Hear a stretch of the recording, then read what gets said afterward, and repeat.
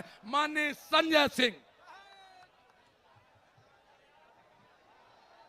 मंच पर आसीन समाजवादी पार्टी के राष्ट्रीय अध्यक्ष, उत्तर प्रदेश के पूर्व मुख्यमंत्री और जिनके समर्थन में इतनी बड़ी तादाद में आप लोग इकट्ठा हुए हैं, माननीय अखिलेश यादव जी।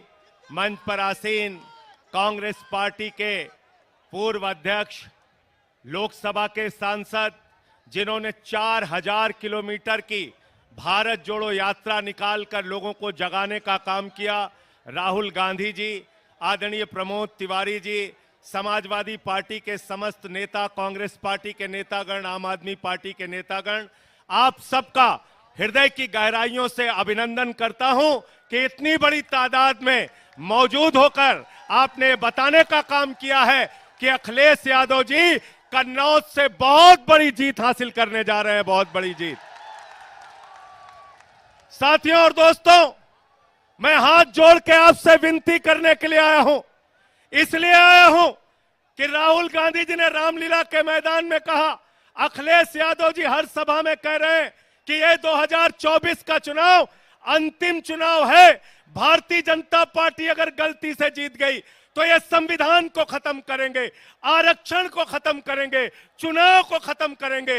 अपने वोट को बचाने के लिए इस बार वोट कीजिए और बीजेपी की जमानत जब्त कराने का काम कीजिए।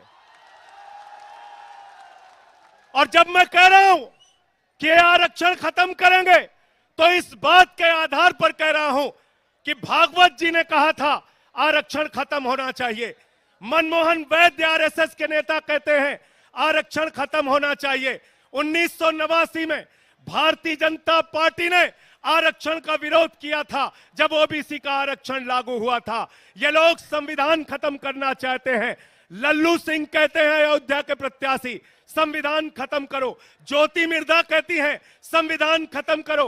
अरुण गोविल कहते हैं संविधान खत्म करो। अनंत हेगड़े कहते हैं संविधान खत्म करो। अरे जो बाबा साहब का संविधान खत्म करेगा, हम उसकी राजनीति खत्म करेंगे, यह संकल्प हमको लेना है। इतनी नफरत है भाजपा के मन में, इतनी नफरत। 5 साल तक मुख्यमंत्री रहे अखिलेश यादव जी, 5 साल तक। और जब अपना घर खाली किया तो भाजपा के लोगों ने गंगा जल से वो घर धुलने का काम किया।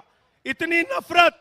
अभी कुछ दिन पहले कन्नौज के अंदर अखिलेश यादव जी एक मंदिर में चले गए, उस मंदिर को गंगा जल से धुलने का काम किया। इतना अपमान करते हो आप, इतनी बेइज्जती करते हो आप, इतनी घृणा है आपके मन में पिछड़ों के प्रति, दलितों के प्रति। मैं आप लोगों से निवेदन करने के आया हूं, जो अखिलेश यादव का अपमान हुआ, अपने वोट की ताकत से उसका बदला ले लेना। तैयार हो सब लोग? तैयार हो ना? तैयार हो? मंदिर का शिलान्यास होता है, दलित समाज से आने वाले राष्ट्रपति रामनाथ कोविंद जी को नहीं बुलाते। मंदिर का उद्घाटन होता है, आदिवासी समाज की राष्ट्रपति द्रौपदी मुर्मू जी को नहीं बुलाते।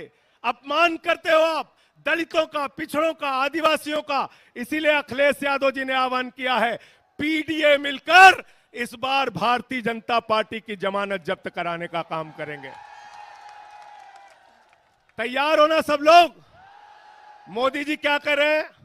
कह रहे हैं 400 पार, 400 पार, 400 पार।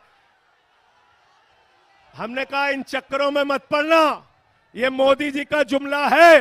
गए थे बंगाल में, बोले 200 पार, 200 पार, 200 पार, आई 73 सीट।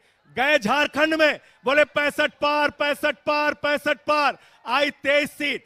गए हरियाणा में, बोले 75 पार, 75 पार, 75 पार, आई 40 सीट। गए महाराष्ट्र में, कहने लगे 150 पार, 150 पार, 150 पार, आई 105 सीट। गए कर्नाटक में, कहने लगे 130 पार, 130 पार, 130 पार, आई 65 सीट। गए दिल्ली में, कहने लगे 45 पार, 45 पार, 45 पार, आई 8 सीट। गए मिजोरम में, कहने लगे 21 पार, 21 पार, 21 पार, आई 1 सीट। अब कह रहे 400 पार, 400 पार, 400 पार। जनता करिए तड़ी पार, तड़ी पार, तड़ी पार। तड़ी पार करना है ना? राहुल गांधी जी लगातार अडानी अंबानी के खिलाफ बोल रहे थे। 10 साल में मोदी जी को अडानी अंबानी का नाम नहीं याद आया। चुनाव में अब कह रहे हैं अडानी के खिलाफ नहीं बोलते, अंबानी के खिलाफ नहीं बोलते। अरे मोदी जी, अगर आपको टेम्पू का नंबर मालूम है तो ईडी सीबीआई भेजो, अडानी अंबानी को गिरफ्तार करो, करो गिरफ्तार, उनको करो गिरफ्तार। इसलिए इस जुमले में नहीं फंसना है। अंतिम बात कह के मैं अपनी बात को खत्म करूंगा। साथियों और दोस्तों, अखिलेश यादव जी ने उत्तर प्रदेश के विकास के जो काम किए उसके फीते आज तक काटे जा रहे हैं, उसके फीते आज तक काटे जा रहे हैं। इसलिए ये लोग स्कूल नहीं बना सकते, अस्पताल नहीं बना सकते, सड़कें नहीं बना सकते, बिजली पानी नहीं दे सकते।